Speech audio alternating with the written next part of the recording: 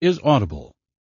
Audible Studios presents Freeing, written by E.K. Blair, narrated by Renard Pasquale. In the end, there doesn't have to be anyone who understands you. There just has to be someone who wants to. Robert Brault. Prologue. The rain falls hard as I drive back home. I'm a goddamn mess, and I can't get my head to stop tormenting me. I don't know what the hell is wrong with me or why this is happening. I couldn't even force myself to come this time, and I was such a dick that I made her believe it was her fault. It was a shit thing to do. But if I knew I didn't embarrass her, she would go open her mouth to all her friends. I pull up to my house and head inside. It's dark as I quietly make my way upstairs to my bedroom. Shutting my door, I lie down on my bed and stare at the fan on my ceiling, making its rotations over and over. How is this my life? I'm so twisted that the only reason I wanted to fuck that girl was because I knew Tyler had. It was my sick way of connecting with him. I hate myself for doing what I did. I hate myself for so many reasons. I grew up in church, going to Sunday school and Bible study summer camps. I believe in God and was taught that this way of life is wrong. It isn't what He wants. It isn't what I want, but at the same time, it is. This shouldn't be happening to me. I've done all I can to force these thoughts and feelings away. I've pretty much screwed every girl in my graduating class at La Jolla High. Nothing is working, though. In fact, it's only making everything that much worse. Nobody knows. I'm not sure anyone will ever know. I've spent the last few years praying that this is just a phase, fighting the thoughts that skate around in my head, pretending to be someone I'm not in an attempt to escape this sick person who lives inside of me. The only person I need right now, the only one who would listen and not judge me, is gone. I feel like God is punishing me for some reason. He took away the only one who could help me, the only one I could confide in. It's been almost 2 years since JC died. She was in the car with her boyfriend on prom night when an overly tired truck driver hit them head-on and killed them. She was my best friend. Everyone even called us by the same name, Jace, J-A-S-E for Jason, and Jace, J-A-C-E, for JC. We never went through any sibling rivalry and did everything together, exploding mud pies with firecrackers when we were little, and later learning to surf. Surfing was our thing. We would always go out early on Saturday mornings and stop at the In-N-Out Burger on the way home. Mom and Dad still haven't touched her room, and I'm not allowed to mention her name. I miss her. I miss everything about her. And now, I need her more than ever. I need her to tell me it's okay, that I'm okay. When I got my acceptance letter from the University of Washington the other week, I knew it was where I was going to go. I need to get the hell out of California and away from everything I know. I need to free my mind of the constant taunting. I just need to be free to find myself, to figure all this out. To understand why, when I was banging Carly tonight, all I could think about was Tyler. Fuck. I'm not a fag. That shit is sick, and it's not me. I hate myself for even thinking that it could be. Just 3 more months before classes start at UW. August is when I will escape from here and finally get the headspace I need to work everything out. Chapter 1. Kimber, what's taking you so long? Stop bitching. Just let me get my boots on and I'll be ready. Man, what has your panties in a twist? She whines as she sits on the floor of her closet, zipping up her boots. I'm going to say goodnight to Candace real quick. Hurry up, okay? Ugh! I hear her grunt as I walk down the hall to Candace's room. When I open her door, she is sitting on her bed studying. Typical Candace. She's focused and quiet, and she's the sweetest girl I know. I love her more than anything. She was the first person I met and became friends with when I moved here to Seattle 3 years ago. We had an instant connection. In a way, she reminds me a lot of Jace in her sincerity. She made it easy for me to decide to open up to her about being gay, and she was the first person I ever told. She didn't even think twice about it when I told her. "Hey, Jace," she says, as I walk into her room and sit down next to her. "You really should come out with us. This band is supposed to be really good." "I have a lot of reading to do. Besides, I have to be at work by 6 tomorrow morning," she tells me, as she closes her books and slides them to the foot of the bed. "You know your excuses are lost on me, right?" She smiles, and I kiss her forehead before hugging her. "Stop molesting my roommate. I'm ready," Kimber says loudly as she enters the room, flipping her bright blonde hair behind her shoulder. "You guys have fun. Call me tomorrow, Jace." "Will do. See you later." When we arrive at level 1, the place is packed. Kimber and I head straight to the bar and waste no time downing a couple shots. The band playing tonight has brought in a large crowd. It's the busiest I have ever seen this place. "They're really good," Kimber shouts over the music. Picking up the bottle of beer the bartender hands me, I nod my head and take a sip. Mark, the guy who plays guitar, is in a few of my classes. He's an architect major like me. We've never talked much, but he was the one who told me about this gig tonight. It's hard to tell, but I get the sense that he's gay too. I guess he's a lot like me. Kimber and Candace told me that there's no way they would have ever known unless I told them. But there's something about Mark that makes me think I'm not wrong about my assumption. Kimber and I get comfortable at the bar and sit back to listen to the band play for a while. I met Kimber around the same time I met Candace. She's a wild chick, but fun as hell.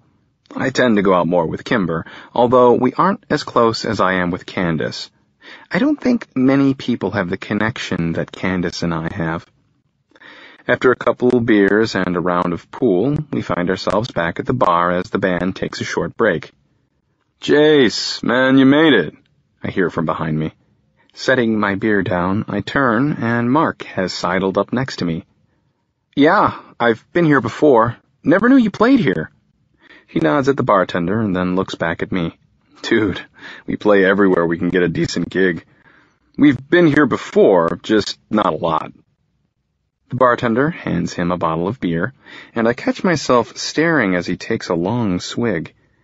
His build is similar to mine, so I know he must hit the gym as often as I do by the way his sweaty shirt is clinging to him. Damn. I take another sip and look down the bar at Kimber, who is scoring a free drink from a loser who thinks he has a chance with her. I laugh and shake my head when I hear Mark ask, "You here by yourself?" "No, but she's left me to sexually harass anyone she can," I joke. "My type of girl." Shit, I was wrong.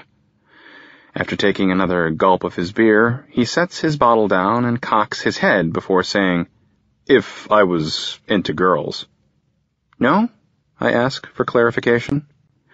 Turning to lean his back against the bar, he looks at the stage as he says, "Nah, man." "Good to know," I respond. And when he looks back at me, he gives a sexy side grin that lets me know he understood what I meant. "So, you sticking around?" "Yeah." "Good. We have one more set for the night." He turns around and calls for another beer. When he gets it, he looks my way. "I'll catch you after?" "Yeah." He nods before heading back to the stage to join the rest of the band that is already up there. Ever since I moved away from La Jolla and came to Seattle, I have been trying to figure out who I am.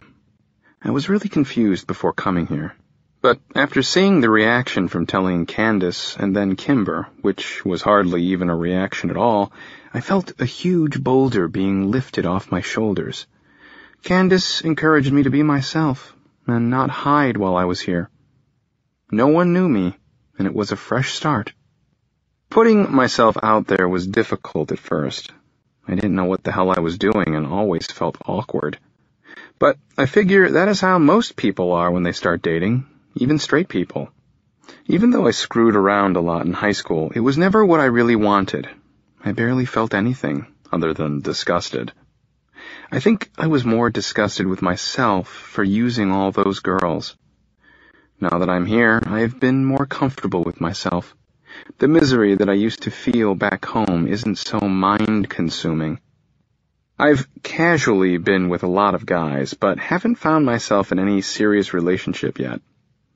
I have been having fun and enjoying college life, not taking anything too seriously.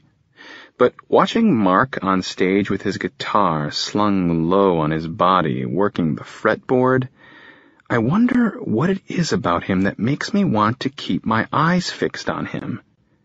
"He's fucking hot," I hear Kimber say. I didn't even know she had sat back down next to me. I've been so zoned out. "Who?" Rolling her eyes, she says, "Don't be stupid. The guitarist you haven't taken your eyes off of for the past 5 minutes. "His name's Mark." "You know him?"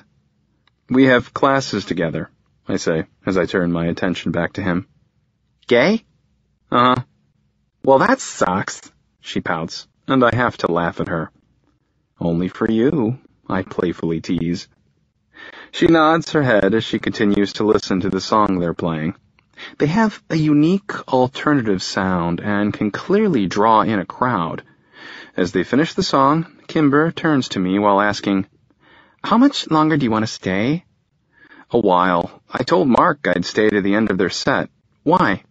"I'm a little tired. I think I'm just going to grab a cab. It's getting late." "You sure?" Looking at me and smiling, she teases, "Yeah, I'm not going to stick around and cock-block you like you did me the other night." "You're full of shit," I laugh as I shake my head at her. She smiles at me and gives me a hug before she heads out. About a half hour and several songs later, the band is packing up their equipment before the next one takes the stage. Walking over to me, Mark hands his guitar case to the bartender, who sets it against the back wall, and then hands him another beer. He introduces me to Chasen, the drummer, who comes over to say bye before he leaves with the rest of the guys. "So, are you from around here?" he asks. "California. I grew up near San Diego. What about you?" "I'm from Ohio. All my family is there. I just really needed a change of scenery. Mostly people, so I came here." Nodding my head, I tell him, "Sounds like me, man. You go home often?" "Try to. I have 2 younger sisters that I'm close with, so I like to get back there a few times a year to visit." "What about you? Any brothers or sisters?" Sister," is all I say. Mentioning her always brings a burn to my tightening throat, so I leave it and move on. "You guys are pretty good. How long have you been playing?" "We've played together for a couple years now." He takes a swig of his beer and continues to talk about how the band got started and some of the gigs they have played. Talking with him is easy, and we casually go back and forth, getting to know each other. I've never really noticed his green eyes until now. Not that I've ever had the chance to. We've had some classes together for the past 3 years, but our paths never crossed enough to allow for more than just brief interactions. But he's sexy as hell. After a while, we realize it's getting late, so Mark grabs his guitar as we head out into the parking lot to leave. He walks over to his white Range Rover that is parked a few spaces away from my SUV. Following him, he slides his guitar into the back seat and turns to face me when I ask, "So, you got any plans this weekend?" Shutting the door and leaning against his car, he says, "No, not really." "You want to get a bite to eat tomorrow?" "Yeah, that sounds good. Dinner? Eastlake?"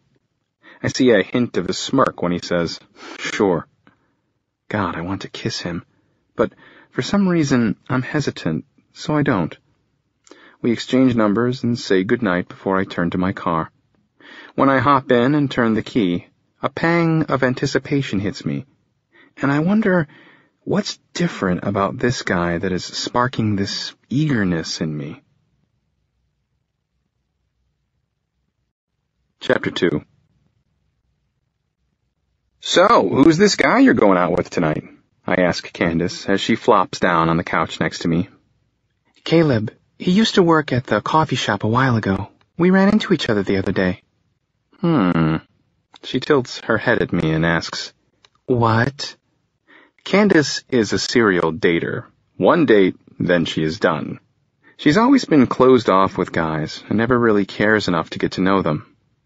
I don't know why you even waste your time. I try and soften my remark by reaching my arm around her and bringing her closer to me. Honestly, I don't know either. Kissing the top of her head, I joke, I think you just like free dinners. We both laugh while we shift to lie down on the couch. I love this girl. I always have. I can share things with her that I never could with anyone else. She never judges. Our physical relationship has always been a part of who we are together.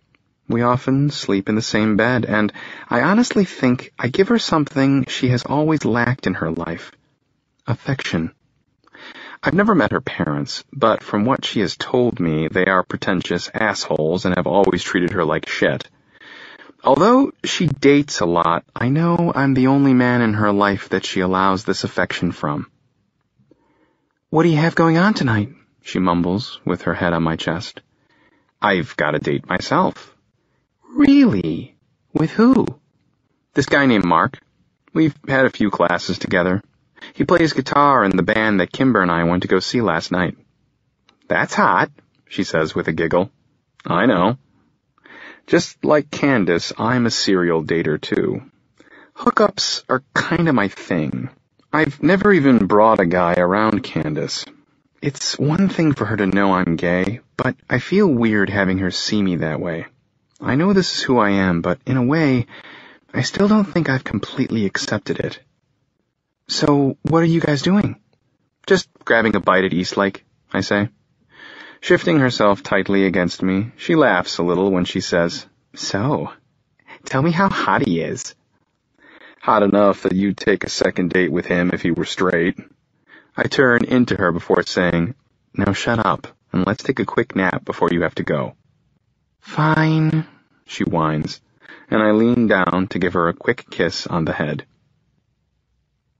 Hopping out of the shower, I feel that pang of excitement again.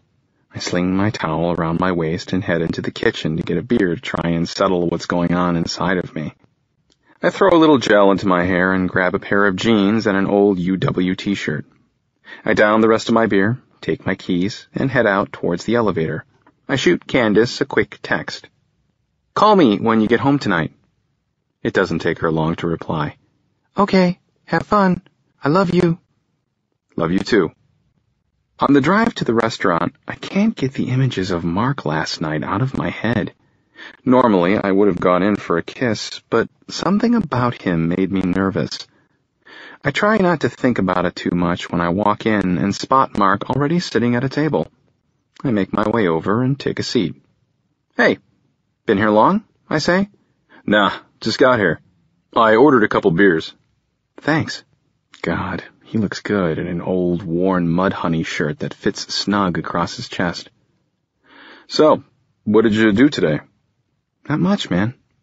The waiter comes by and drops off our beers as I continue. Just hung out with one of my friends, that's all. You? About the same. Hit the gym and hung out. What gym do you go to? I'm doing CrossFit at the Rock right now, he says before taking a swig of his beer. Yeah, I've heard about that place. I'm a member at the athletic club. It's a little closer to me. I need to check that place out now that the summer is winding down. I usually work out on campus during the school year, but always do CrossFit in the summer. Knowing that I already want to see him again, I offer, You should tag along with me Monday morning. Really? He asks as he sets his beer down. Yeah, I'm normally up there by 7. He nods his head and says with a slight grin, I'll meet you there.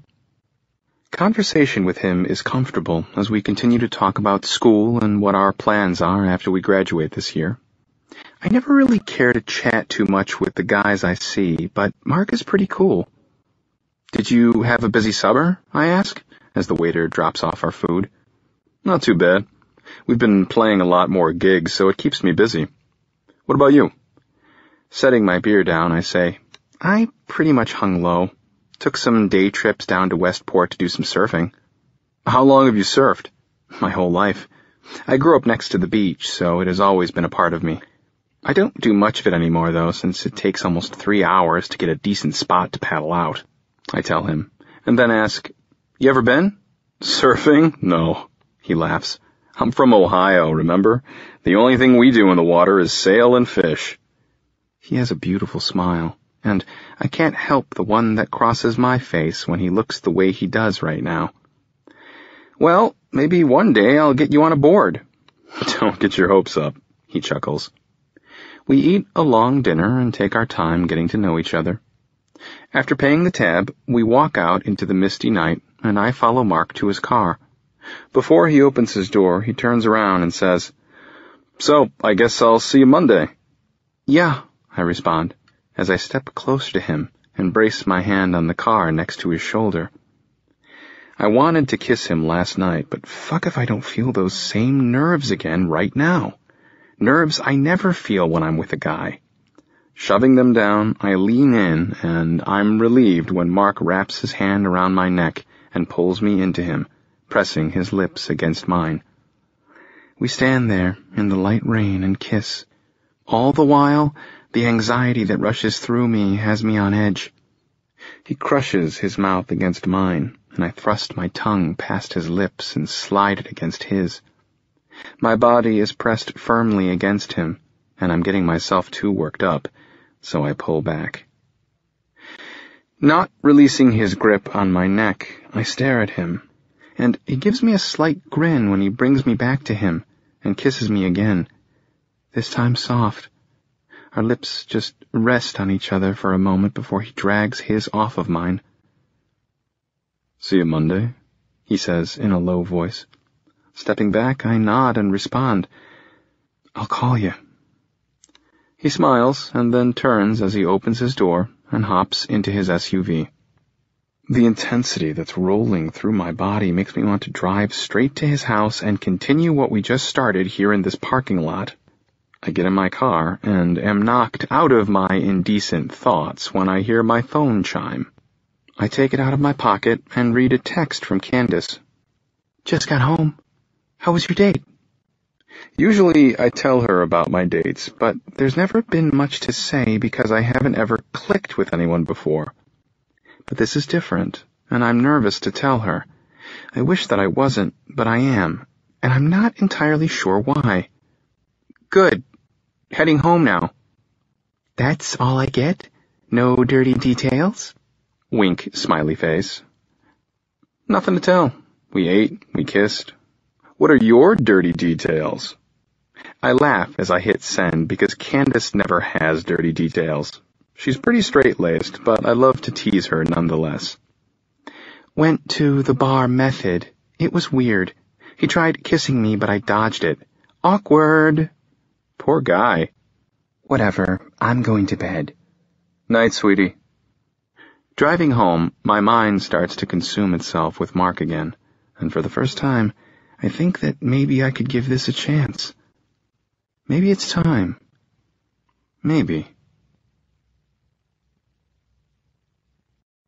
Chapter 3.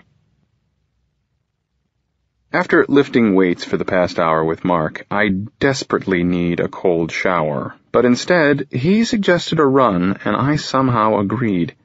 So now we are making our way through the streets of a neighborhood that is not too far from the gym, and I'm dying because running with a semi is not all that fun.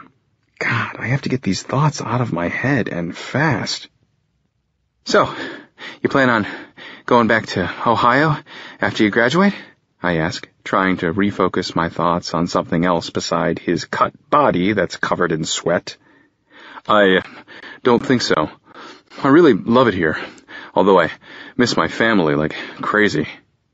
You guys close? Yeah. Must be nice. It's been years since I felt close with my parents.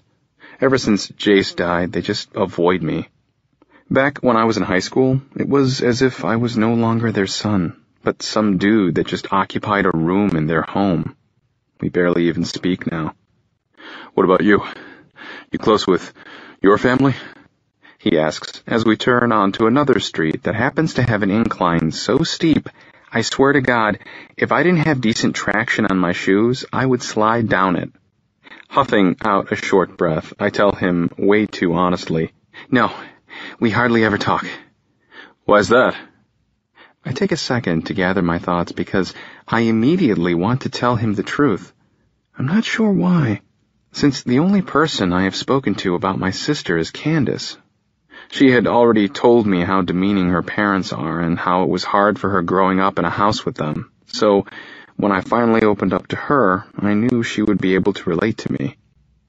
I decide to go with my gut and reveal, "I have a sister, but she died 5 years ago. And in a way, my parents did too. I'm pretty much invisible." "Shit. I'm sorry, man." Hearing the regretful tone in his voice makes me feel bad for making him uncomfortable, so I brush it off quickly. "Don't be. It's fine." "So, I take it you'll most likely stay here after you graduate." Finally making it to the top of the hill, we turn the corner, and I sigh when I see we have hit a flat street. Mark laughs, and I turn to look at him and say, "That bitch of a hill nearly kicked my ass." I laugh with him for a moment before answering his question. "I doubt I'll ever go back home. So yeah, I plan on staying." A smile crosses his face, and we both power run back to the gym. Once we hit the parking lot, I am thoroughly drained. I open the back door to my car and grab a couple bottles of water from my gym bag. Tossing one to Mark, I down mine quickly. "Thanks for the workout," he says, as he moves to lean against my car next to me. "Yeah, anytime."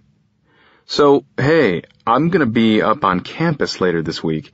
I have to shift one of my studios around, and the online enrollment isn't letting me make the change. You want to meet up for a coffee or something afterwards?" "Sounds good. Just give me a call," I say, as Mark steps in front of me and leans in, giving me a slow kiss that lingers long on my lips. I wrap my arm around his waist, fisting his damp shirt, and pull him closer to me. I'm not exactly sure what we're doing, but I want it. I've never been this way before with anyone else, drawn to them like I am with Mark. Getting to know each other, I like it. And I like him, but at the same time, I'm wondering what this all means. Mark slides his tongue across my lower lip before dipping it into my mouth. Licking and exploring, I have to break the kiss before he can tell just how turned on he's making me. Something about Mark tells me he isn't into just screwing around, so I tell him, "You can't keep doing this to me in parking lots." Chuckling, he smiles and responds with, "I agree. I'll call you later?" "Yeah." "You want a glass of wine?" I ask from the kitchen. "Please." I pop the cork and pour Candace a glass of Merlot before getting myself a beer and joining her on my couch. She's laughing her ass off watching an episode of Ridiculousness on MTV. We often get together in the evenings and watch these shows. I love that she has the same humor as I do. "Thanks," she says, as I hand her the glass of wine. I sit down in the corner of the couch as she leans back into me. The bond that we share has only grown tighter through the years. She's always been so honest with me. She's an open book. I try to be just as open as she is with me, but there are some things that are just too difficult to admit, even to myself. But she's my family. She's the one person I know I can always depend on to be there for me, because she always has been. "So, what's Kimber up to tonight?" I ask. As she scoots around to get comfortable, she tells me, "She's at home with some of her girlfriends just hanging out." "You're so antisocial," I tease with a soft laugh. "No, I'm not," she responds with mock defensiveness and pinches my side when she continues, "I'm here with you, aren't I?" "You're either with me or Kimber. That's it." Shifting to her side, she sets her glass down on the coffee table and inches her way down me, laying her head on my lap. "Her friends are annoying, and you know I don't really like being around a whole bunch of people anyway." "I know. I'm just giving you a hard time, sweetie," I say quietly. knowing that this is how she's always been. Plus, I spent the other evening with Caleb. I laugh at her and joke. Your date that you didn't even like, that hardly counts. It counts, she tries to defend, but it's lost on me. Finishing my beer, I set the bottle next to her glass and slide down so we are face to face. So, what was it about this one that you didn't like? We just didn't have anything in common. You say that about all of them. Letting out a sigh and closing her eyes, she says, I know. I have a hard time looking at guys that way. You want to know what I think? I ask, and she opens her eyes to look at me again. I think you don't know how to accept or give affection because you've never had it. Your parents never gave it to you, therefore you never learned how to give it. But I accept it from you, she whispers. You do, but I don't think you view me as someone who would ever hurt you. Candace looks down for a minute before returning to my eyes. Is that a bad thing? Kissing her forehead, I wrap my arms around her and whisper, No, but it does prevent you from having other real relationships. And what about you? What about me? Well, aren't you doing the same thing? She's right. Except now I find myself wanting to change that. I surprised myself when I told Mark about my sister this morning when I don't talk to anyone about that stuff. There's something different about him that makes me want to be different with him. But I don't want to tell Candace. I'm not really sure what I'm doing, but I don't think I'm ready to reveal to her that I might want something more with him. So I simply say, Yeah, sweetie, I am. She looks up at me as I give her a quick peck, and then rolls over on her other side, so that she can continue watching her show.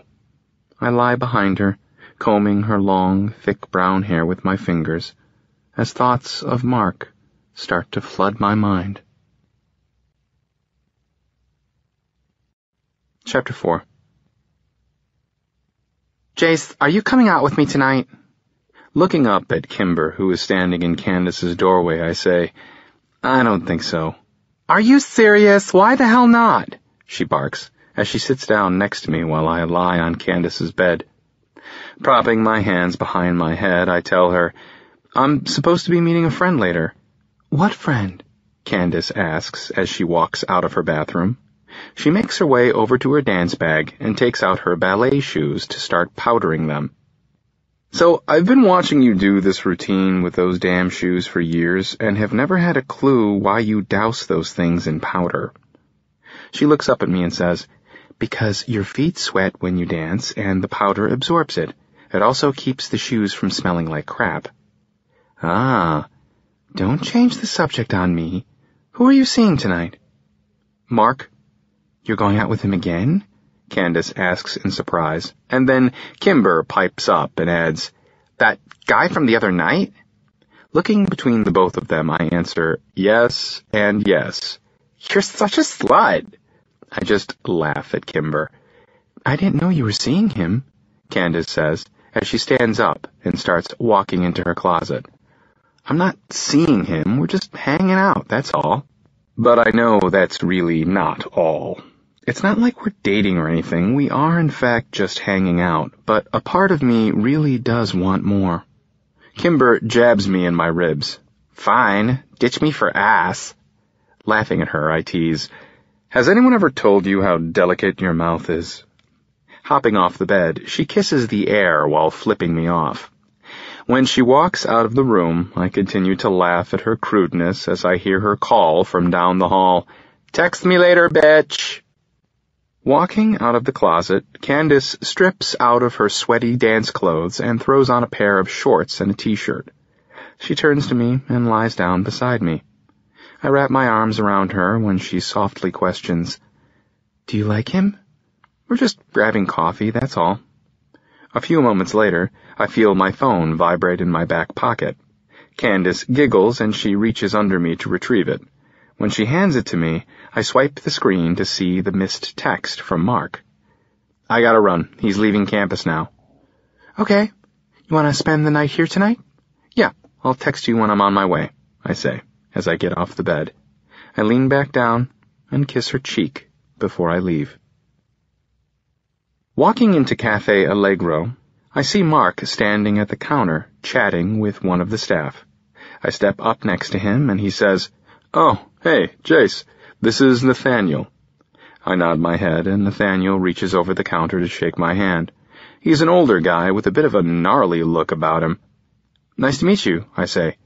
"Any friend of Mark's is a friend of mine." Mark laughs and tells me he owns the place. 37 years, he proudly says. We visit for a couple of minutes, and then Nathaniel makes our drinks before we find an empty table to sit down at. "Did you get your schedule fixed?" I ask him. "Yeah, I really wanted to get into Gibson's studio, but when I first went to register, it was full. But I hopped online the other day and saw that someone had dropped and there was a seat open." "Gibson's Tuesday-Thursday studio?" I ask. Taking a sip of coffee, he sets the mug down and says, "Yeah, that's my studio." "Really? That's cool." "Yeah, originally I was signed up for Professor Walters." Oh man, he's so traditional. I had him sophomore year and he criticized everything I did. He was a dick about it too. Well, since we have our capstone this year, I really wanted Gibson, because our design styles are similar. We wind up hanging out for over an hour, drinking coffee and talking about school. Afterwards, he invites me to come back to his house, so we head out, and I follow him in my car as we drive to his place. Mark rents a nice 2-story house that's not too far from campus. When we walk in, there is a guy standing in the kitchen. "Hey, Kyle, you heading out?" Mark asks. "Yeah, some guys I know are throwing a party," he says, and looks at me. I'm Kyle, Mark's roommate. Before I can say anything, Mark says, "Oh, sorry, this is Jace." "Good to meet you. I gotta run, though." "Yeah, nice to meet you, too," I respond, as he takes his keys and heads out the door. Turning to me, Mark nods his head for me to follow him. We walk through his house, and when we turn into his room, I don't even wait to grab his arm and pull him into me, crashing my mouth against his. Mark slides his hand behind my neck and holds me close, as he starts to step us back toward his bed. He breaks the kiss when we lie down, and I crawl on top of him.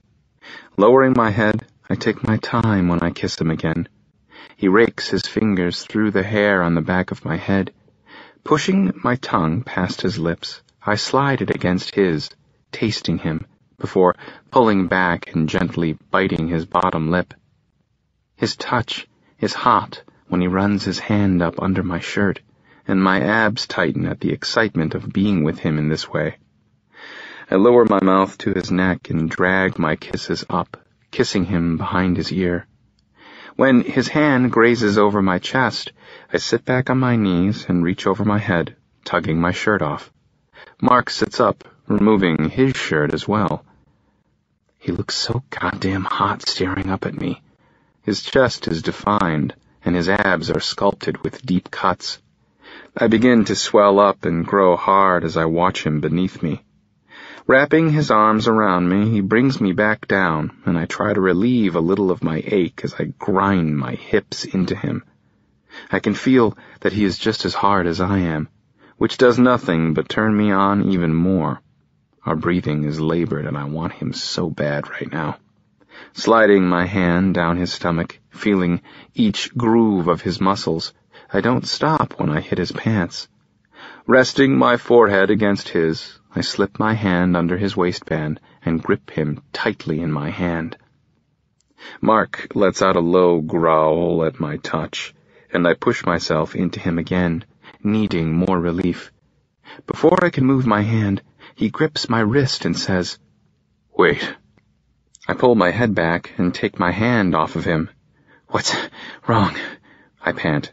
He scoots back, and I roll onto my side when he says, "Look, I really like you, but I've heard a little about your reputation from a couple guys at school. You need to know that I'm not like that. I don't do the whole casual thing. I just want to make sure we're on the same page here." I look into his eyes, not quite sure of what to say. I have only ever been casual with guys. Hell, even before I was with guys, I was only a fleeting moment with girls as well. I've never really looked beyond that.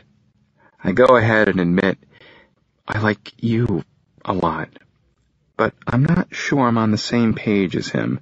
It's unexplored territory for me, and something about being in an actual relationship with another man freaks me out a bit. My mind starts to spin, and now I'm questioning if this is really me. Am I ready to do this? Am I ready to be defined in this way? I haven't even come out to my parents. Anxiety and fear begin to rush through me, and I suddenly need space. Maybe we should take a breather tonight before we take things too fast, I tell him. Nodding his head, he says, "Yeah, I agree." I reach around his neck and draw him in for a slow kiss. I can't deny how good he feels and how good I feel when I'm with him. I want him, but I'm scared shitless at the same time. When Mark breaks the kiss, he asks, "Can I see you Saturday?" "Yeah." Apart from being so unsure about our relationship, one thing I am sure of is that I have to see him again. Stripping down to my boxers, I slide into bed with Candace. Lying behind her, I tuck her tightly against me. I'm conflicted in my thoughts about Mark, but I don't reveal these worries to her. I simply absorb the comfort she gives me just by being with her. "So, what did you guys do?" she whispers into the darkness. "We grabbed coffee, that's all." I want to tell her. I want her to know my fears, but for some reason, I can't get enough courage to go there yet. "You gonna see him again?" "Probably not," I lie, and I have no idea why. Why am I doing this? It's Candace. She would never judge me, I know this. Why am I acting like such a pussy about this? Snapping me out of my self-destructive thoughts, she says, "We're hopeless, huh?" I hear her giggle under her breath when I kiss the top of her head and agree. Totally hopeless. Lacing her fingers with mine over the top of my hand, she sighs as she softens into me. I lie there in her bed, listening to her breathing slowly level out as she drifts off to sleep. Emotions begin to well up inside of me as I try and sort through my thoughts. I like Mark, there is no doubt about that, but the anxiety I've had since we started spending more time together is stirring up this shame I thought I had let go of. I've been fine just playing the field and having fun, not bothering to question myself or what this all really means. This is almost too much for me to deal with. I thought that maybe I was ready for this. I thought I knew who I was, but it turns out I'm still confused as shit. Chapter 5. Tossing my gym bag into the back of my SUV, I text Mark when I hop in and shut the door. On my way. After the other night, Mark had called and wanted to hit the gym with me.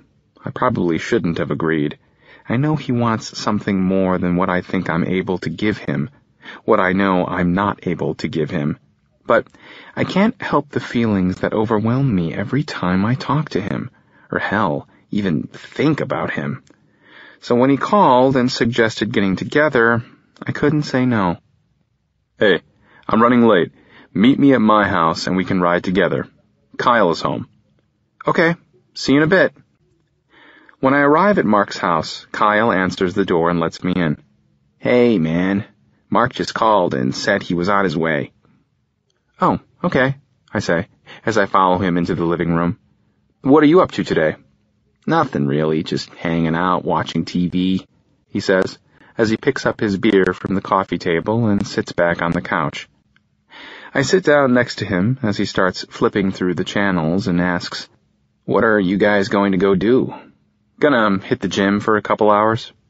Taking a swig of his beer, he stays focused on the TV when he asks, "So, you guys dating?" "No," I answer way too quickly. God, why can't I face this? Why can't I just be comfortable enough to say yes? Tipping his head to look at me, he smirks and repeats, "No?" I know that look. I give that look. A lot. When his eyes shift to my mouth, I suddenly feel like I'm back in my all-too-familiar territory, so I maintain, "No," with a slight shake of my head. Meeting my eyes again, I know what he's thinking. Knowing Mark is on his way home, and as much as I like him, these feelings I'm starting to have for him bring up all the shit I don't like to think about. Being numb and emotionless with guys is just easier. So I take this bait as an easy out from my conflicting situation with Mark. When Kyle leans in, I take the rope he is offering and hang myself. I kiss him. Grabbing his face with my hands, I tangle my lips with his, knowing that once Mark walks through that door, it will all be over, and I can bury this self-hatred that only he has been able to dig up. There's nothing behind this kiss aside from pure destruction. I feel sick to my stomach, and when Kyle thrusts his tongue in my mouth, I'm consumed with guilt.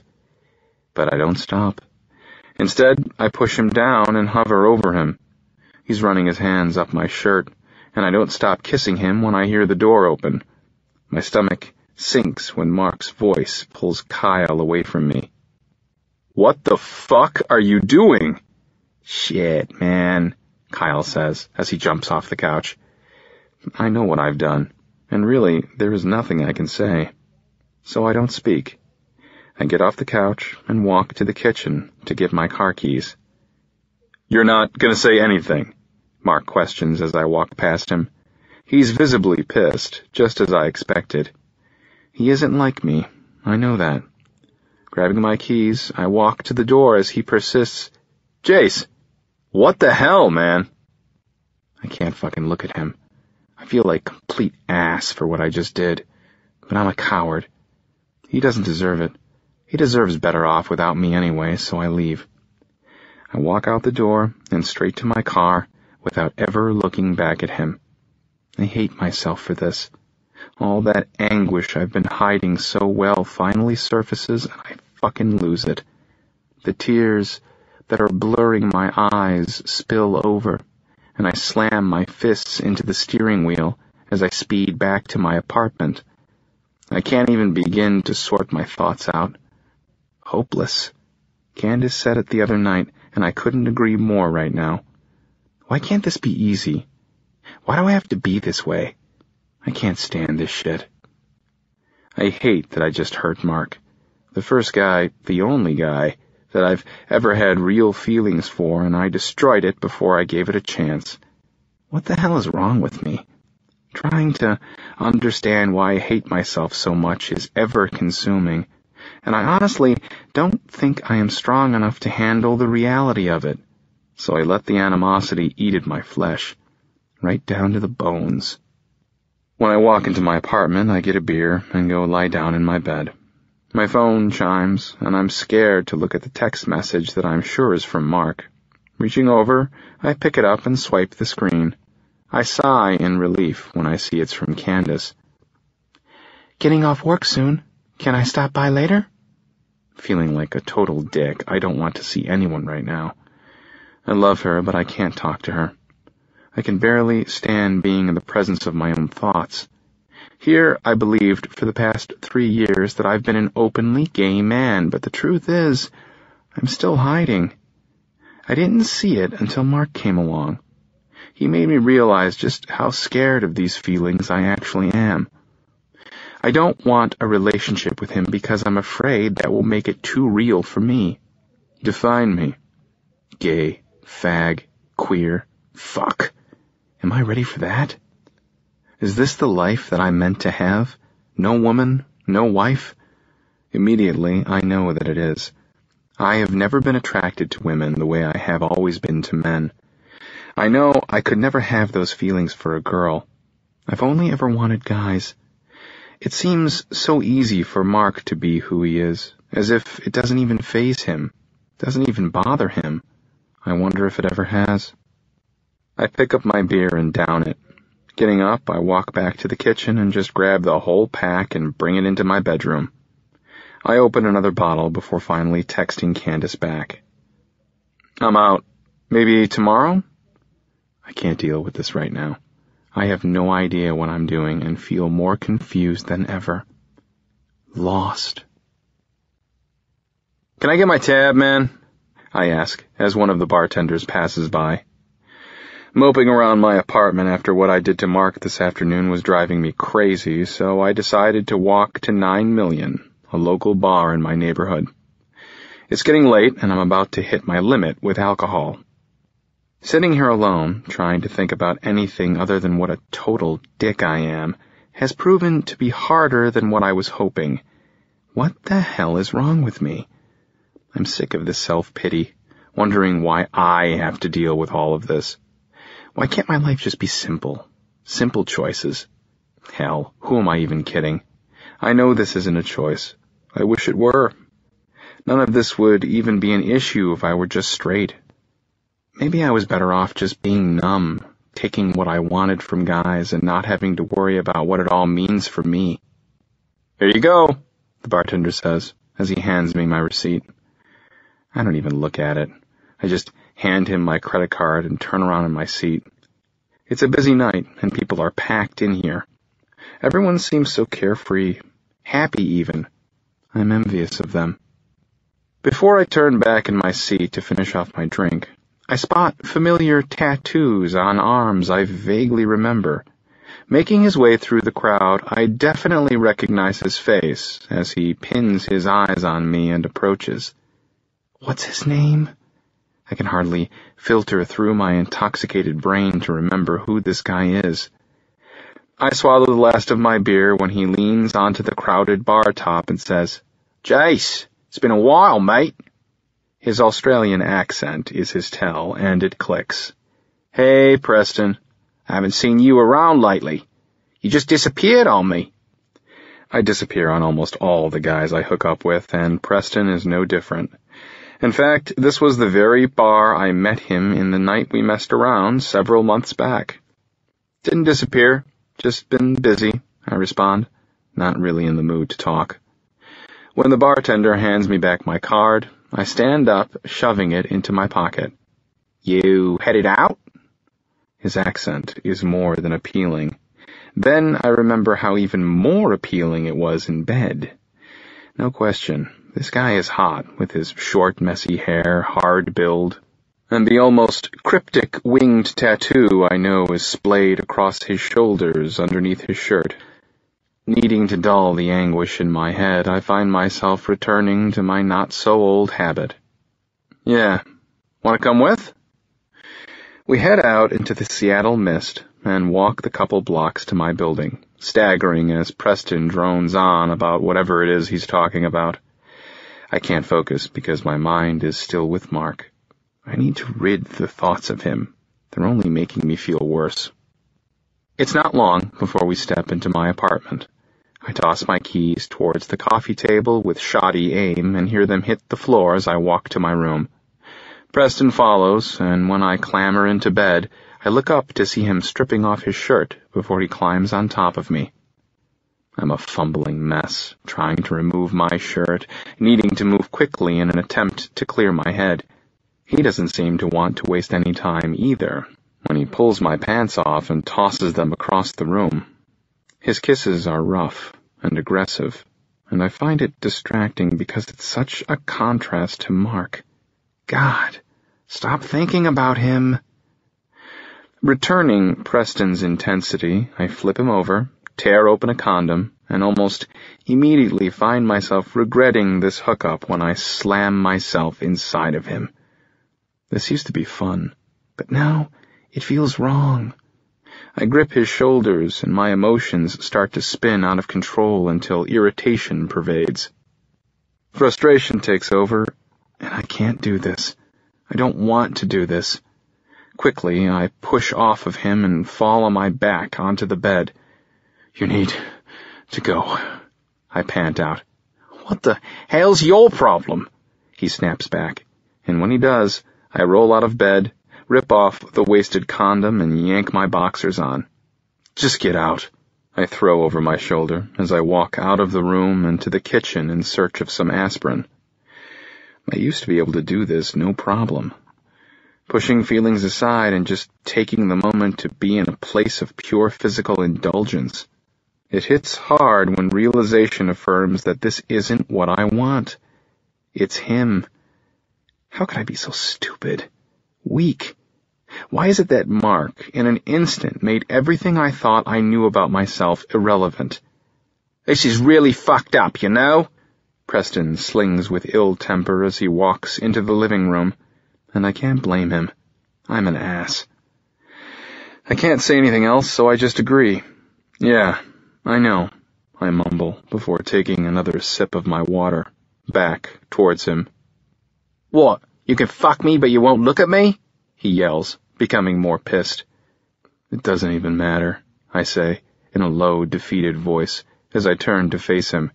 And to me, he doesn't matter. I'm not even sure I matter. His words are mixed with threat when he laughs and says, "It doesn't matter to you now," before slamming the door behind him. My phone reads that it's a little after 2 in the afternoon when I pick it up off my nightstand. Running my hand down my scruffy jaw, thoughts of what happened last night run through my still sleep-induced head. How is it possible that I feel even worse than I did yesterday? I should have accepted Candace's offer to come over last night. It would have saved me from making a complete ass of myself. I'd much rather be waking up with her than alone in the bed where I completely used Preston, when all I really wanted was to go back in time and erase screwing things up with Mark. And now all I want is her. Truth is, I need her, and I know her well enough to know she won't pry. With Candace, I'll be able to relax a bit. She has a way about her that, no matter what, just makes me feel good. Text. Can you come over? After I text her, I drag myself out of bed and into the kitchen to mix up some Gatorade. My phone chimes with Candace's incoming text. Heading to the studio. Everything okay? Yeah, just want to spend time with you. See you in a few hours? Sounds good. Knowing that she'll be coming over, I force myself to pull it together. If she saw me like this, she'd worry too much, and I don't want her to worry. So I decide that tonight will be like any other night for the two of us. We'll hang out, cook, and just relax. God, I need to find a way to relax. I decide to forego the self-loathing and hit the pavement for a much-needed run, and try to do some productive thinking for a change. I toss back my Gatorade, chugging it before throwing on some clothes and heading out. I run around Fremont before drifting into the surrounding neighborhoods. Pushing myself, my mind starts to drift again, but this time I try and focus my thoughts on how to make this right. What I did to Mark was wrong, no question about it, but if I'm ever going to get to a place where I can stop living a lie and face the truth that deep down I know is me, I need to do something. I am so damn torn up about Mark. Why did I have to be such an idiot? I think about what my parents would say if they knew. What would they do? Pounding my feet against the ground, I take long strides, as the thought of baring myself to my parents sends chills through my ragged body, while sweat trails down my back. Fuck that. It will never happen. I just need to get away, get out of Seattle for a while and get some space away from this mess. As much as I don't want to, I do need to go back home. Check in with my parents. It's been almost 8 months since I went back. We haven't spoken in a couple of months, so just the phone call alone will be uncomfortable. I know they'll leave me alone for the most part, and that's really what I need right now. Space. Get out in the ocean and do some surfing. Maybe hang out with some of my old buddies. Calling my mom was awkward as predicted, since we go long spans of time without speaking. She was a little surprised when I asked if I could come home for a visit. When they said it would be fine, and that they would be there, we decided I would leave at the end of this week and spend a few days with them. Once that conversation was over, I ran down to the market on the ground floor of my apartment building. I decided to cook fajitas for Candace tonight. Cooking has always been my thing. I love it, and find myself cooking for her a lot, since she is normally a bottomless pit. She's a dance major at UW and spends hours in the studio nearly 7 days a week. So she always has an appetite when I cook for her, since her idea of cooking is grabbing an apple from her fridge. As I'm slicing the peppers, I hear a knock on my door. "It's open!" I holler. Her hair is still in a bun when she opens the door and walks in. "Hey, you mind if I take a quick shower? I came straight from the studio." "Go ahead. Dinner will be ready soon." Walking into the kitchen, she kisses my cheek and says, "That smells so good. I'm starving." "Hurry up then." "Okay, give me 10 minutes," she says, as she rushes off to the bathroom. While she showers, I finish chopping the peppers and onions and toss the sirloin into the skillet of hot oil. When I take the last heated tortilla from one of the skillets, I place it in the oven and look up to see Candace walking in, wearing a pair of my boxers and a t-shirt. "What are you making?" Turning off the stove, I pull out 2 plates as I say, "Fajitas. I made a lot, so you better be hungry." She laughs and picks out a bottle of wine for us. Once we have our plates made and drinks in hand, we make ourselves comfortable on the couch. "So, what's bothering you?" Candace asks, catching me off guard. "What are you talking about?" "I see it in your face. I know you well enough to know when something is weighing on your mind," she says, and then takes a bite of her food. What's weighing on my mind the most is Mark, but I appease her with saying, "I called my mom today." "Really?" She's surprised. She knows we don't talk and barely even have a relationship. "What did you guys talk about?" "Nothing really, but I'm going back home for a quick visit at the end of this week." Setting her tortilla down, she gives me a curious look and says, "Why?" "I haven't seen my parents since last Christmas. We just thought it was time for a visit." "Are you worried at all? I mean, being back home when you guys are so distant with each other?" Taking a sip of my wine, I say, "It's not like it'll be different than any other trip back home." "True. I just worry, that's all." "I know you do, but it's just a short visit to catch up." I don't tell her the real reason why I'm going, because I'm not sure I'm ready to admit all of my insecurities to her just yet. I don't even want to admit them to myself, but I hate keeping secrets from her. She's my best friend. "When do you leave?" I booked my flight for Wednesday. "Do you want me to drive you to the airport?" "No, I'm just going to leave my car there. Who knows if I'll come home early or not, but if I do, I want to have my car." Setting her plate down, she shifts to face me. "What's really going on?" she questions. "Nothing, but I've told you about my parents. I just don't want anything to keep me from coming back here in case I want to leave." Letting out a deep sigh, she says, "Okay, well, when are you supposed to be back?" "Saturday." "I feel like there's something you're not telling me." Setting down my plate, I pull her next to me and we lean back on the couch. "You know I love you, right?" She doesn't speak, she just nods her head against my chest. "Let's not talk about my parents anymore, okay?" Looking up at me, she grins and says, "Okay, I'm sorry." "Don't be. I like that you worry about me." I kiss the top of her head and promise myself that I will tell her everything when I can find a way. Chapter 6.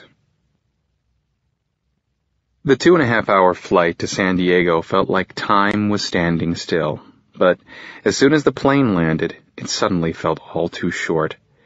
My father was already there, waiting to drive me back to the home I grew up in. Mom had stayed behind, and when we arrived, we said our uncomfortable greetings before she went back to doing whatever she was doing before I walked through the front door.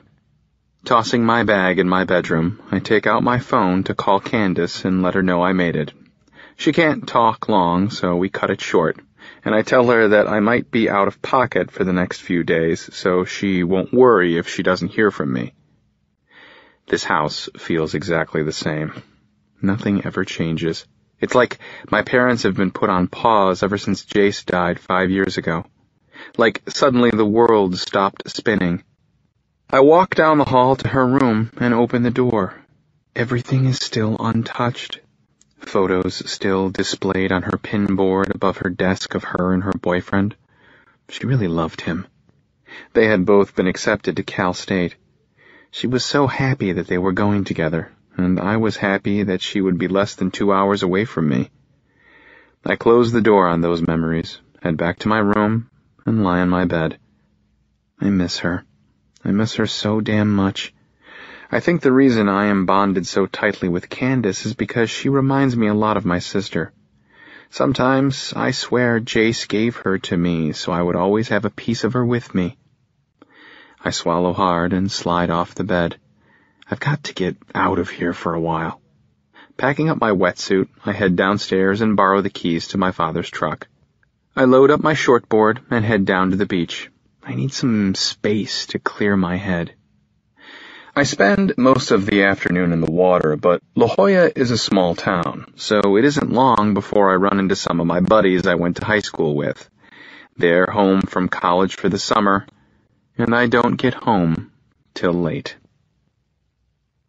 The next 2 days passed by with me dodging my parents. I fill most of the time at the beach, surfing and hanging out with old friends. Last night, a few of us went to a local bar to hear a couple of bands play. But now, here I am. I have 6 hours until my flight leaves to take me back to Seattle, and I feel no better about the mess I caused with Mark than I did when I got here. I find myself wandering down to my sister's room. Walking in, I go over to her dresser and pull out a small photo album she had made of the two of us. She was going to take it to college with her. I look at these pictures every time I come home. I sit on the floor and lean my back against her bed. Flipping the album open, I look at a photo of her and I together on the beach. My eyes are the same light golden color as hers, and as her eyes bore into me, I wonder what she would tell me to do. I just want to be happy. I don't want to feel ashamed or embarrassed. Because I feel this way, I screwed up something that had the potential to be good. I know Jace would want me to be happy. She wouldn't want me to be carrying around this secret. Maybe that's it. Maybe this lie needs to end where it began, here. My sister would want me to be honest with my parents, but it's more than that. I think she would want me to finally be brave enough to be honest with myself. What do I really have to lose by telling them? It isn't as if we speak, we don't. Ever since Jace died, I've been nothing but an afterthought for them, and they hardly even acknowledge me. Coming out to my parents may be just the thing I need to do to erase this gray haze I've been living in. The reality of being out with my parents might be my defining moment, my freeing moment. As much as the thought of having that conversation with my parents terrifies me, I think it's time that it happens. I focus in on my sister's eyes in the photo, and I know she'd have my back no matter what, but I fear that telling my parents could possibly be the end of my family. They are all I have, and I'm pretty sure when I get back on the plane to go back to Seattle, I will be going back to the only thing I have left in the world, Candace. My mind is in overdrive, dreading and fearing what I am about to tell my parents. I think about Mark. Honestly, I can't stop thinking about him. I want to call him. I want to explain why I did what I did. Standing up, I walk over to the dresser and slip the album back into the drawer. I turn around and stare at her bed while I try and muster up all the strength that I feel is failing me in this moment. Jace would tell me to do this. She wouldn't want me to hurt, and right now that's all I'm feeling, for many reasons. My stomach is in knots, and I feel sick as I start walking out of the room. Making my way down the stairs, I feel like I am losing control with each step I take. What they say or do is completely out of my hands, and I'm scared. I don't want to hurt them, but I don't want to hurt myself more than I already have. I hate feeling the shame and embarrassment. I hate the lies. I hate that these feelings caused me to hurt a really decent guy who didn't deserve my shit. When I walk into the living room, my mother is reading a book on the couch next to my father, who is working on his laptop. Taking a deep breath and trying to grab onto any shred of courage I can find, I sit down in one of the chairs that's across from where my parents are sitting. Looking up, my mother acknowledges me and says, "Hi, dear." "Hey, Mom. Listen, I need to talk to you guys about something," I stammer out, and I can't believe I'm about to tell them this. My hands are shaking, and my heart is beating at an insanely rapid rate. "Is everything okay, son?" my father says, as he closes the lid to his laptop. "Yeah, no." I take a second to try and compose my thoughts, but they are all over the place, and I can't seem to find a coherent one floating around my head. It's just, something has been bothering me, and I think you should know. My mother sets her book down on her lap and focuses on me. "Is everything okay at school?" "Yeah, it's not that. School is fine." I take a deep breath and let it out slowly. I know the words I need to say, so with my head down, I repeat them over and over in my mind, trying to force my mouth to actually speak them. I'm gay. I'm gay. I'm gay. Lifting my head up, I look to my mother. "I'm gay." Fuck, I take that back. God, why did I just tell them? "I'm sorry, what?" my mother says, with her brows cinched together in confusion. God, don't make me say it again. "What did you just say?" My father speaks in a tone that's none too friendly. Looking between them, I swallow against my dry throat and repeat, "I'm gay." "Is this your idea of a sick joke?" my father says with harsh intent, and I know what's coming. I knew they wouldn't be happy. I knew I'd most likely lose them, but the reality of it feeds the anger within me, and I can feel it boiling inside. No, it's not a joke. "I don't understand. You've always liked girls. In high school, you were always dating," my mother says. "I know, Mom, but I have always liked guys more." "Enough," my father snaps. He stands and begins to quickly pace back and forth across the room, rubbing his head and staring at me with fury. Stopping in front of me, he seethes. "No son of mine is a faggot. I don't know what the hell is going on, but I've heard enough." His words sting. I had to tell you. I'm sick of lying about who I am. I needed you to know so that I can stop hiding.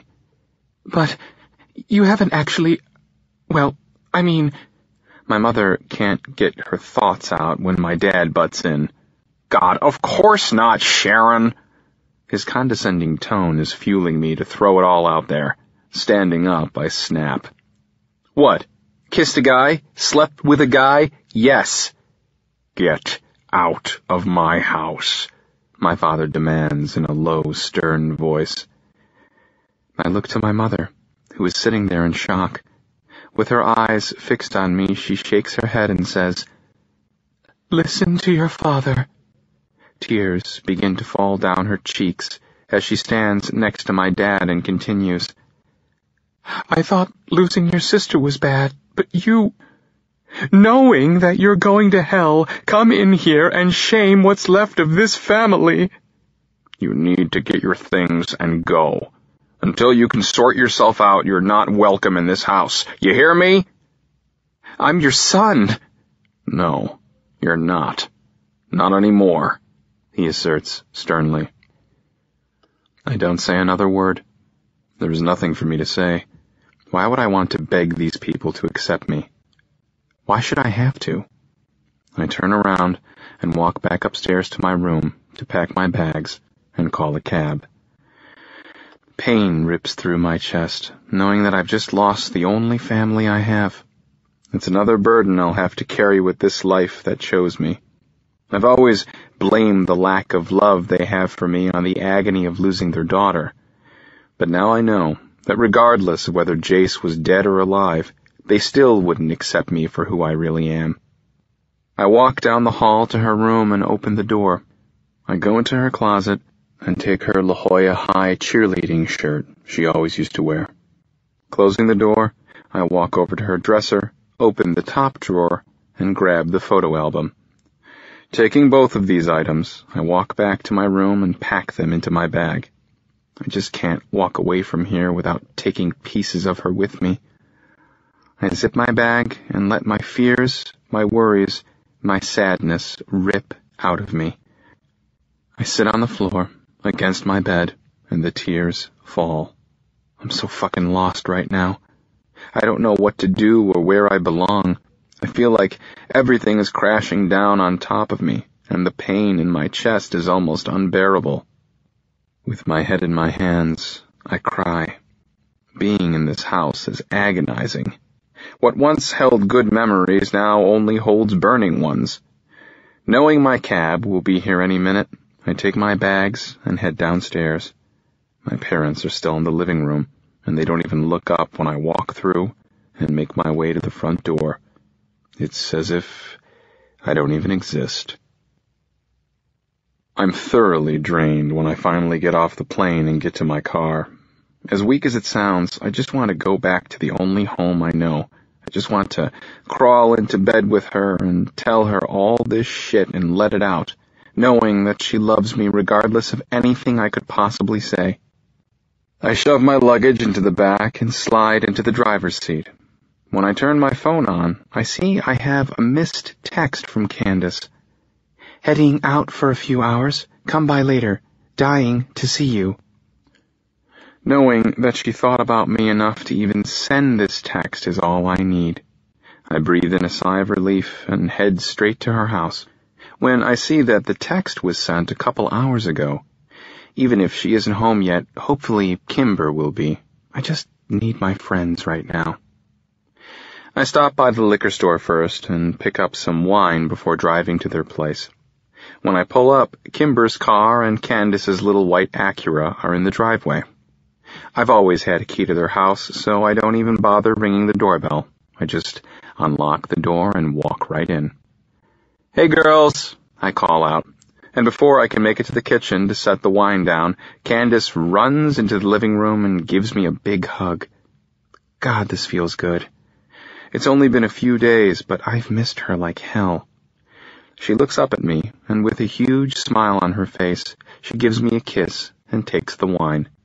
Kimber steps in and wraps her arms around me as I watch Candace walk into the kitchen. Kimber starts chatting about some band she saw last night as I make myself comfortable on the couch. Candace walks back into the room and sits on the floor, opening the wine and pouring herself a glass.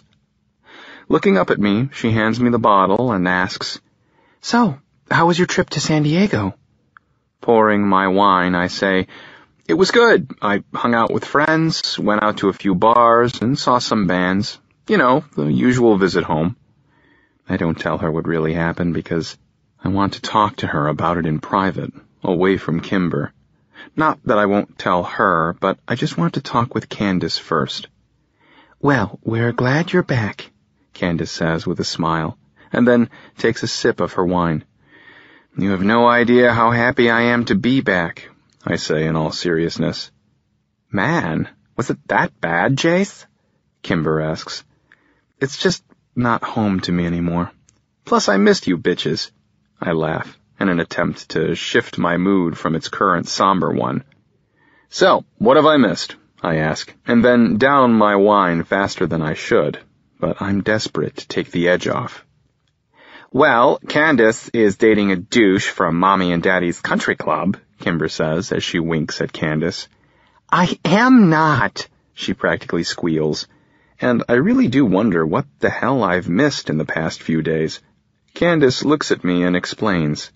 We went out for drinks, that's all. Are you seeing him again? Kimber questions, teasing Candace, and I can tell she's getting under her skin. You're seeing him again? I ask in utter shock.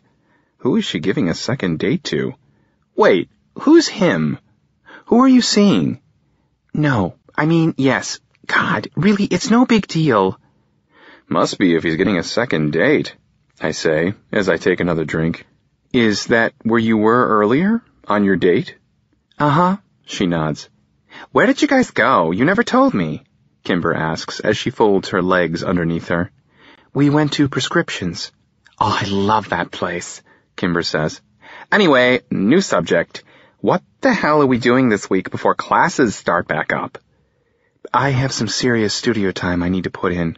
I also have to work. You always keep yourself so busy, I say. I wish that she wouldn't. I feel like Candace hides too much behind her school and work.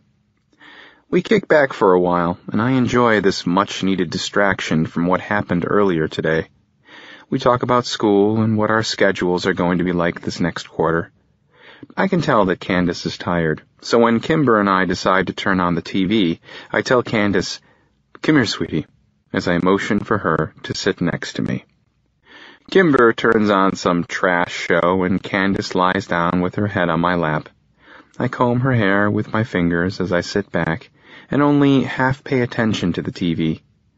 After a while, I look down, and Candace is passed out. "Is she asleep?" Kimber whispers in my direction, and I nod my head yes. I let her sleep for a little bit longer before I decide to go lay her down. "I'll be right back. I'm going to try and get her to her room without waking her," I tell Kimber. "Okay, I'll go grab the other bottle of wine." I nod my head and scoop Candace up in my arms. This chick is tiny and barely weighs anything, so getting her into her bed is no problem. She's already in her pajamas, so I lie her down and pull the covers over her before heading back out to the living room. Kimber and I drink the second bottle of wine and wind up hanging for a couple more hours. When she passes out on the couch, I head to Candace's room and strip out of my clothes. Sliding into bed behind her, I wrap my arms around her and draw her in close to me. She presses into me, tucking herself tighter against my chest. "Did I wake you?"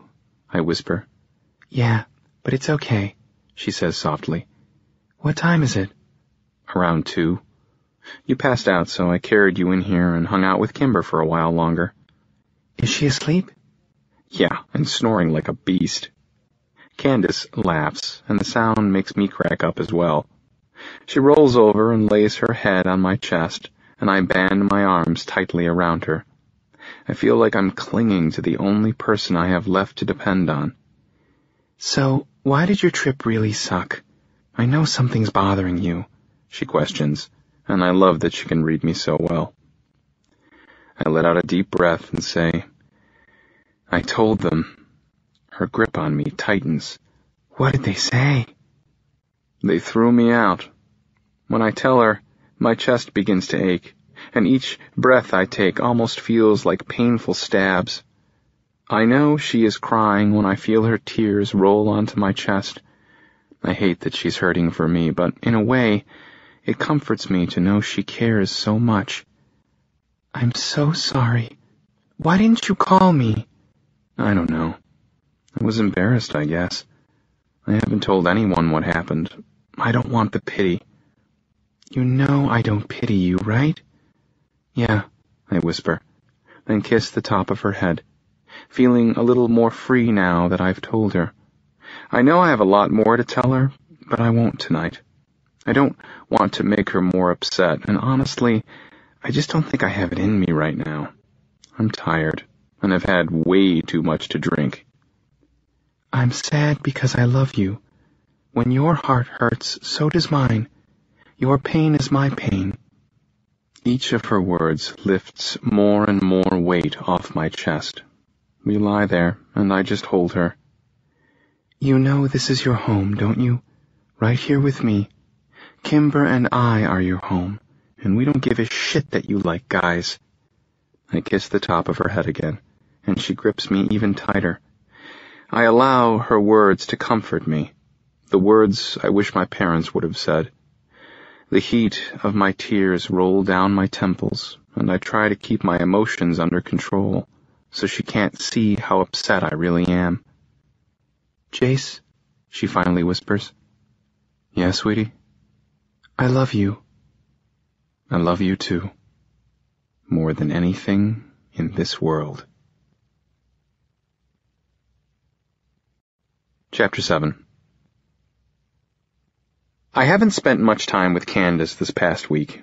She's been picking up a lot of extra shifts at work and spending more time in the dance studio before classes start back up next week.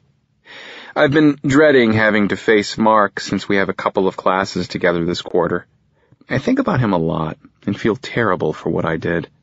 I've thought about texting him, but have no clue what I could possibly say at this point.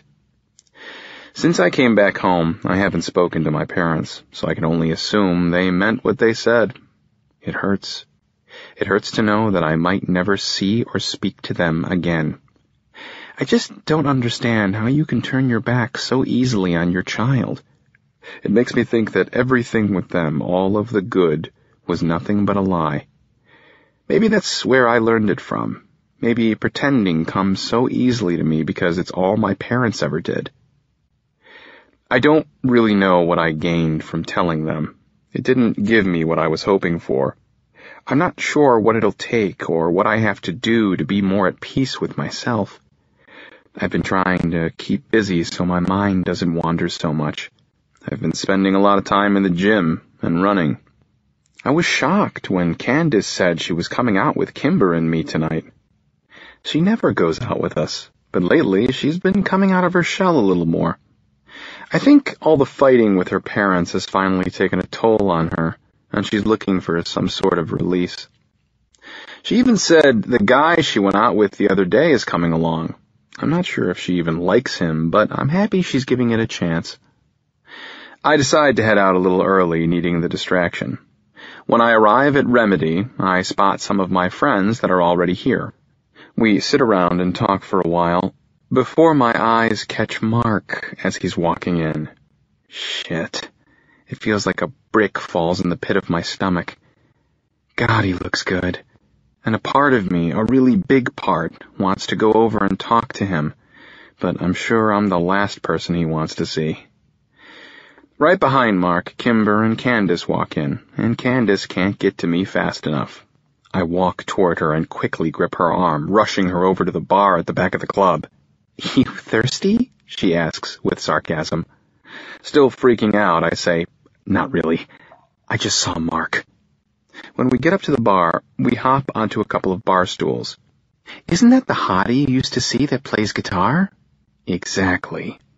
I give her a serious look. I still haven't told her what happened with Mark. I flag down the bartender and order some shots and bottles of beer. Eyeing me from the side, she says, Okay, spill it. Clearly you're into getting drunk, so tell me what happened.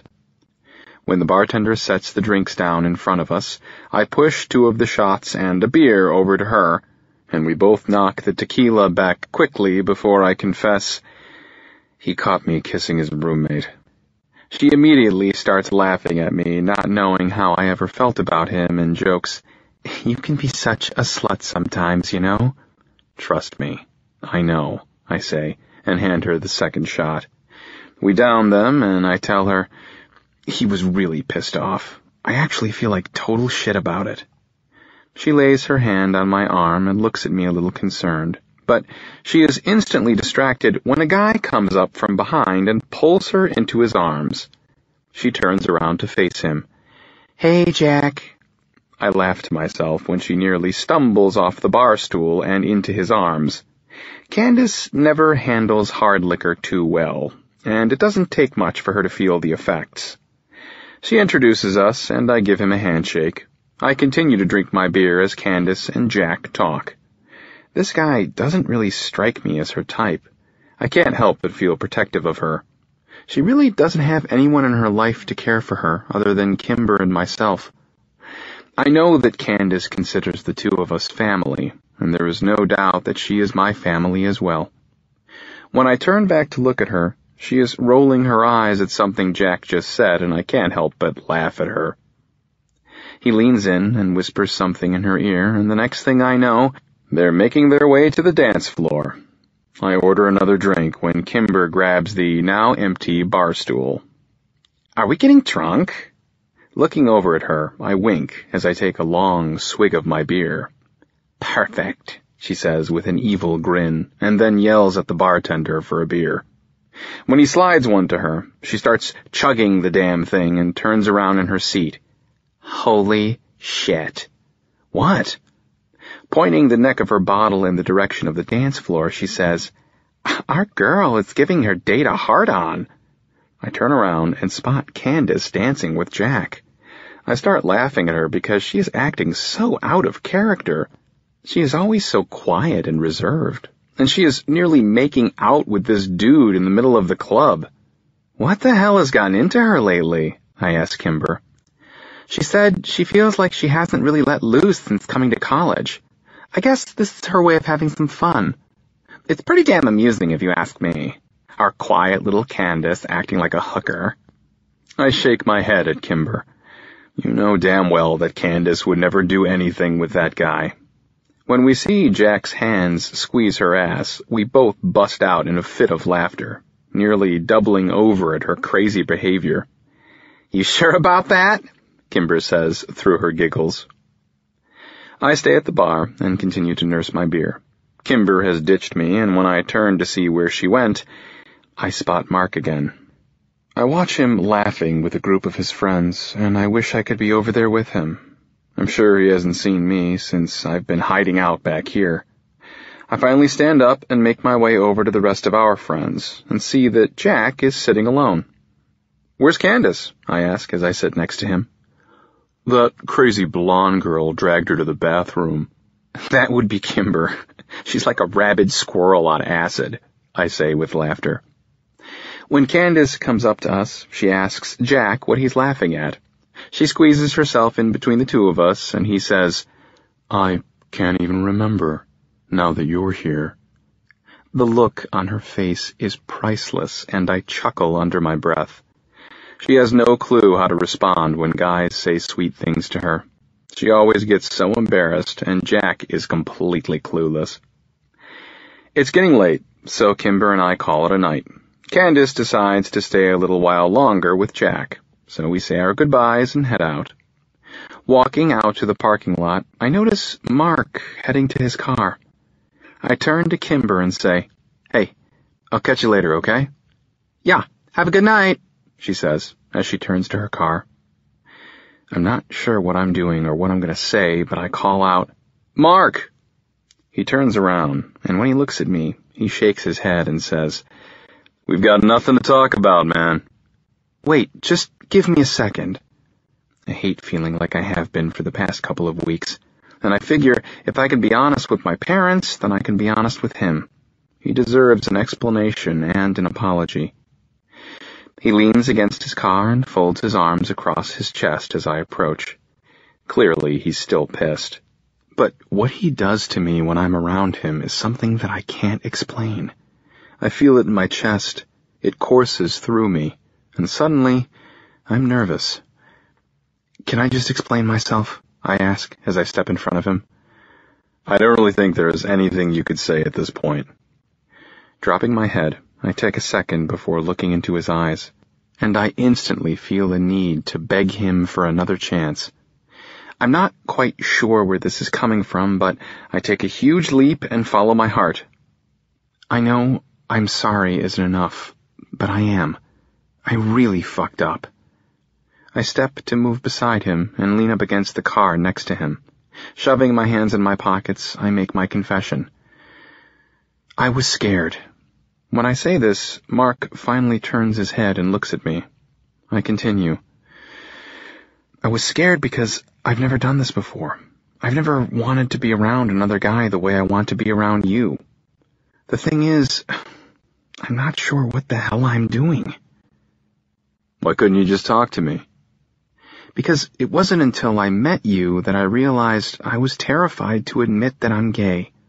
I stop, trying to find the words to explain myself. I mean, I've always known, but the idea of a relationship just seemed too defining, and I wasn't sure I was ready.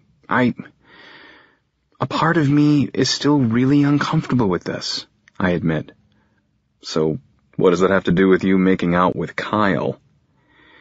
I didn't know how to talk to you, so it was my fucked up way of destroying whatever it was that we had going on so that I didn't have to deal with it. I am nothing but honest with him, and although I could just be pissing him off even more, I feel like I owe him this. He turns his head away from me and focuses straight forward. I notice his clenched jaw, but I stay quiet, waiting for some kind of response. Keeping his eyes ahead, he says, "I really liked you, you know?" "I'm sorry." He surprises me when he reveals, "I still really like you." My heart thuds hard in my chest when he tells me this. He still doesn't look at me, but I decide to return his honesty and tell him, "I flew home and told my parents last weekend. I never told them before because I was afraid of what that meant for me." He looks at me when I say this and takes a moment before responding. "You don't have to explain. I've been there. I felt the same way." I nod my head and finally realize that if only I would have been honest with him, he possibly could have really helped me. Maybe he still can. "What did they say?" he asks. Shaking my head, I turn to look away from him when I say, "It's over. They threw me out, told me not to come back or call." When I turn to look back at him, the look in his eyes is of disbelief. I wasn't completely surprised. I knew that would most likely be their reaction. "Then why?" "I hoped it would help me come to terms with all of this." "Did it?" "Honestly, I don't know. But at least I'm able to tell you everything I was too scared to say before." We stand there without speaking when the mist turns into thicker sprinkles, but we don't move. I wish I knew what he was thinking. I'm feeling anxious and extremely exposed right now, but he gives me a little hope when he turns to face me and asks, "So, what do you want now?" I know I don't have any right to ask you to forgive me, but I feel like absolute shit for what I did, and I'm so sorry. I swallow hard when I admit, "I really like you, Mark. I just want a chance to show you that I'm not an asshole." "I know you're not an ass, but you really let me down. I'm not sure I can trust you." "Let me show you that you can," I say, and I know with those words that I can't let my fear get in the way again. I need to face this. I need to learn to be okay with myself. When I see him nod his head, I can't fight my smile. I want to kiss him. God, I want to kiss him so bad, but I don't. I just wrap my arms around him and pull him in for a hug. When I feel his arms band around me, I say once again, "I'm so fucking sorry." "No more apologies. Let's just start over." He leans back slightly, and I don't take what I want to take. I want him to know that I want something more than just that. So I simply leave it with, "Coffee? Tomorrow?" He smiles and responds, "Sounds good. I'll call you when I wake up." I nod my head and take a step back when Mark opens his door and hops in the driver's seat. Before he closes the door, he says, "Jace, thanks for being honest with me." "Thanks for giving me the chance." Chapter 8. Mark called this morning like he said he would. I suggested we meet at Pete's on the ground floor of my apartment building. I'd be lying if I said I wasn't still anxious about all of this, but the feeling of not wanting to walk away from Mark is stronger than my fear of defining who I am to myself. I shrug on a t-shirt and grab my keys before making my way to the elevator. I arrive before he does, so I go ahead and get a coffee before finding a seat by the window to wait for him. It's raining pretty hard today, and I watch as it falls from the dark sky. I pull my phone out and shoot Candace a text. I really need to talk to her about everything that's been going on. Text. "Can I see you later?" I sit for a while and drink my coffee before my phone buzzes with her response. "Yeah, I'll be home." "Okay, I'll text you in a bit. Love you." "Hey, man," I hear Mark say, and I shove my phone in my pocket as I stand up to give him a hug. I'll take all the touches I can from this guy. Seeing his coffee already in hand, we sit down and he says, "How's it going?" "Good. You?" I ask, as he nods his head and leans forward, resting his elbows on the table. "I was thinking about what you said last night, about your parents and all." I shake my head. "Don't worry about it." "Are they all the family you have?" Yeah, but we haven't been close for a long time. It's not like we really ever spoke. He takes a long sip of his drink and sets his cup down. So, what are you going to do? There's nothing I can do. It's done with. They were pretty final with what they said. I know them well enough to know when they shut down, they don't open back up. He shakes his head, and I know this bothers him, so I assure him. I'm not alone, if that's what you're wondering. I have a really close friend that I've always considered my family. Oh, yeah? Yeah. Actually, I should probably talk to you about her. I need to explain our relationship to him because I know it isn't typical. He needs to know how we are, and I need to know if this bothers him. Okay. You're making me nervous, he says with a chuckle. No, it's nothing crazy. We just have a strong relationship, and I want you to understand that it's nothing beyond friends. What do you mean? Leaning back in my seat, I tell him, we're really close. I mean, we're physically close as well. It's just always been that way with us. Her name's Candace. She's a sweet girl, but in many ways extremely closed off. Her parents are dicks to her. But anyway, I just need you to know that we spend a lot of time together. We spend a lot of nights together.